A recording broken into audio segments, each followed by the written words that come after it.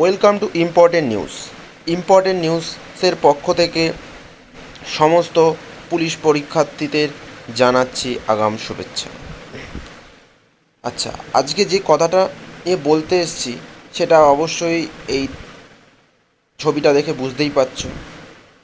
কিছুদিন আগেই, এই কিছু 5-6 দিন আগেই আমাদের কলকাতা মতো তিলকতমা একটা শহরে যে একটি মেয়েকে ধর্ষণ করা হয়েছিল, কিন্তু এই বিষয়টা নিয়ে আমি এগোচ্ছি না।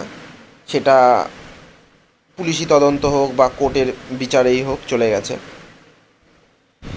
আজকে আমরা যেটা নিয়ে এগোচ্ছি সেটা হচ্ছে এই যে এই সিভিককে যে দোষ দেওয়া হচ্ছে, এই সিভিক ভলেন্টিয়ার। আজকে দেখো তো, আমাদের এতগুলো যে স্টেট রয়েছে ভারতবর্ষে, অন্ধ্রপ্রদেশ আর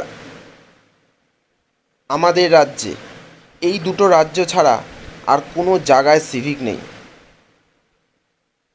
সিভিক ভলেন্টিয়ার দিয়ে একটা রাজ্যের শাসন কার্য কোনো দিনও চলতে পারে না। হ্যাঁ, তুমি বলতে পারো যে সিভিক ভলেন্টিয়ার কিছু যারা করে খাচ্ছে তাদের কেন পেটে লাথি মারছে, সেটা না। পেটে লাথি মারার কথাটা পরে আসছে। আগে একটা সিভিক ভলেন্টিয়ার যার যোগ্যতা কতটা সেটাই না দেখে একটা চাকরি দিয়ে দেওয়া হচ্ছে, সেইখানে তাকে কিভাবে একটা রাজ্যের শাসন কার্য বা ল অ্যান্ড অর্ডারের কাজে লাগানো যায়। আগে তো বিভিন্ন ধরনের ভোট হয়েছিল, সেই ইলেকশনের কাজেতেও অনেক অনেক কাজেতে লাগানো হয়েছিল। এই 2 বছর ধরে কোর্টের নির্দেশে সিভিক ভলেন্টিয়ার আপাতত এখনও কোর্টের হস্তক্ষেপে রয়েছে বলে এখনও পর্যন্ত লাগানো হয়নি। বাট এই সিভিক দিয়ে কোনো দিন কোনো রাজ্য চলতে পারে না। আবার আমাদের এই পুলিশের ভ্যাকেন্সিতে সিভিক রিজার্ভেশন কত করে রাখা হয়েছে, প্রত্যেকটা ইউআর এসসি এসটি প্রত্যেক যে রিজার্ভেশন এমনি আছে আমাদের, সেইখানে সিভিকদের কোটা দেখবে তো কতটা, আর এমনি রিজার্ভেশন বা এমনি জেনারেলদের কোটা দেখবে কতটা। 75% রিজার্ভেশন সিভিকদের দেওয়া হয়েছে। কেন? একটা সিভিক যা করতে পারে রাজ্যে, সেটা কি পুলিশের ক্ষমতা নেই? একটা সাধারণ ছেলে কি পড়াশোনা করে সেই জিনিসটা করতে পারবে না? আজকে এই নিয়েই সুপ্রিম কোর্টে ডাব্লিউবিপির কেস চলছে।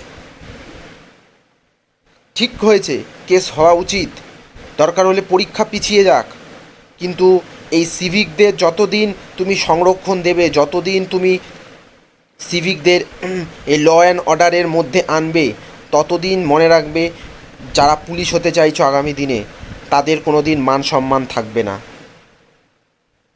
কারণ এই সিভিকগুলোই পুলিশে পরিণত হয়ে পরবর্তীকালে তোমাদেরই, এখন তো দাদাগিরি দেখাচ্ছেই, পরবর্তীকালে আরও দাদাগিরি দেখাবে। আজকে সিভিকরা যে এই রকম মানে একটা প্রশাসনিক বিভাগের এতটা পরিমাণে উদ্ধত্ত দেখাতে পারে, যেখানে একটা ডিএসপি বা এসআইয়ের ক্ষমতার ওপরে গিয়ে দেখায়, সেইখানে কিভাবে যে এরা মানে রাজ্যটার ক্ষতি করে চলেছে, সেটা আমাদের মানে স্টেট গভর্নমেন্টের কোনো ইয়েই নেই, উচ্চবাচ্যই নেই।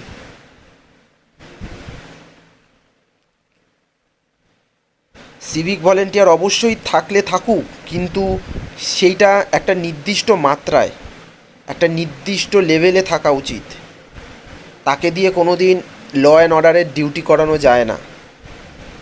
সে প্রথমে পুলিশের হেল্পিং হ্যান্ড হিসাবে ছিল, এখন পুলিশের দাদাগিরি করছে প্রত্যেকটা জায়গায়। আজ থেকে না, তুমি 2010 থেকে, যবে থেকে সিভিক রিজার্ভেশন কোটা চালু হয়েছে, এই সিভিক করে করে প্রত্যেকটা জায়গায় আজকে কালকে পরশু 2 দিন পর পরই এরকম বিভিন্ন জায়গায় এই সিভিকদের নিয়ে বিভিন্ন ধরনের কথা উঠছে, যার ফলে পুলিশের যে ব্যবস্থাটা, সেই ব্যবস্থাকেই আস্তে আস্তে ভেঙে চুরমার করে দেওয়া হচ্ছে।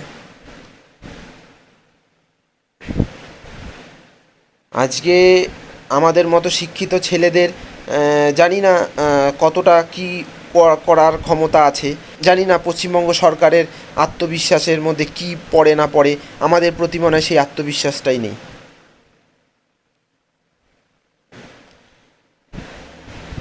একটা 8 পাস বা একটা 9 পাস ছেলে সে কিভাবে পুলিশের অর্ডার সমস্ত কিছু, রাইফেল থেকে শুরু করে সমস্ত কিছু পুলিশের ব্যারাকে থাকে।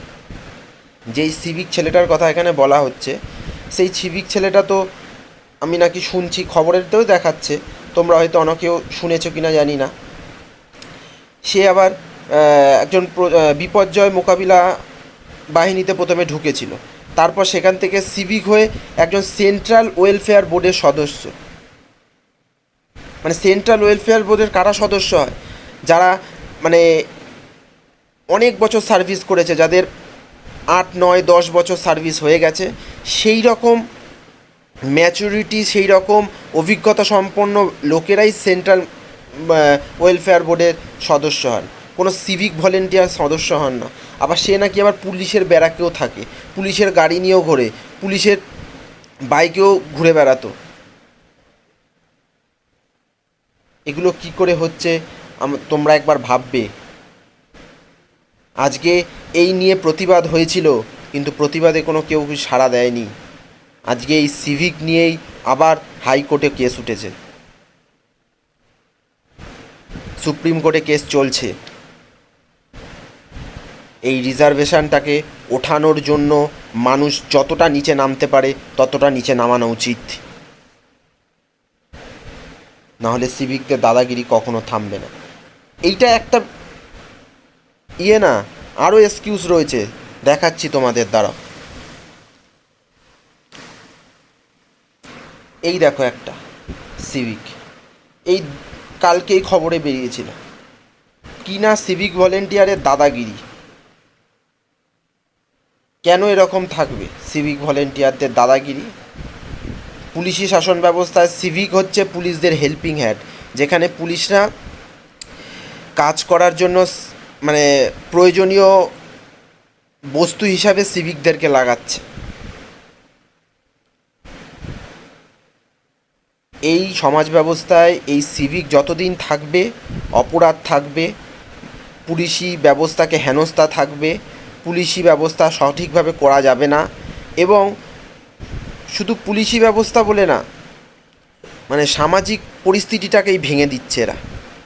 এবং আমাদের তো পরীক্ষার রিজার্ভেশনের কথা তো বাদই দিলাম।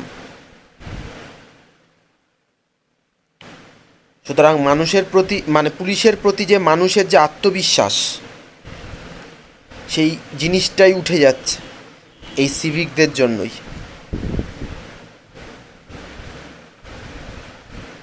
আজ এইটা নিয়েই কথা বলতে এসেছিলাম।